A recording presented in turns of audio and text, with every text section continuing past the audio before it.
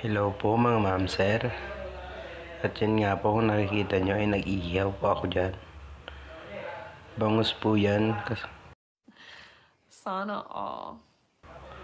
Paglabas ko kasi kanina sa trabaho, bumili agad ako ng bangus.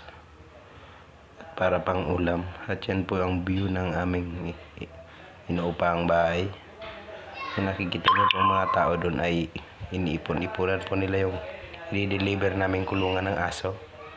Yan po yung ginawa po namin kanina. Kaso di po namin natapos.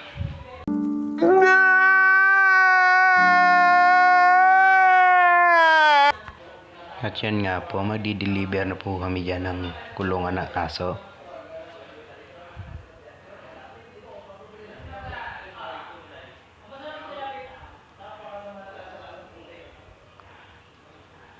Masip nga po yung daan kasi madaming nakaparking tricycle tsaka kotse.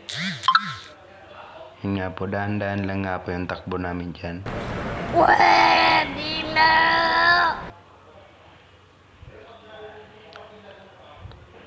Madami nga po palang dalaga dyan. Kung gusto nyo manligaw, punta lang kayo dito sa Batangas, sa Eco Verde. Madami po ditong single, mababae man o lalaki. Sana all.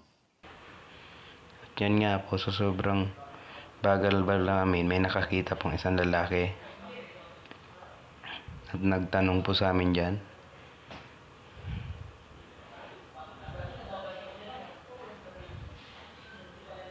Tumigil nga po kami dito sa na to kasi may nagtanong kung magkano yung presyo daw ng kulungan ng aso. At yun nga po, bumaba nung kasama ko. Bumaba na rin po ako dyan. At yun nga po pala yung kasama kong isa. Tatlo po kaming magkakasama dyan.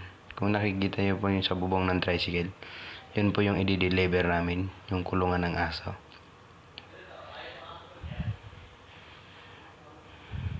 At nga po kung makikita nyo po, maganda yung ginawa namin, kulungan ng aso. What? Bro, what are you talking about, man?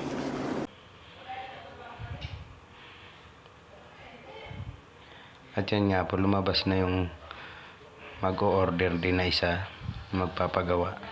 Kasama niya po yung asawa niya. Kinakausap na po nung isang kasama namin.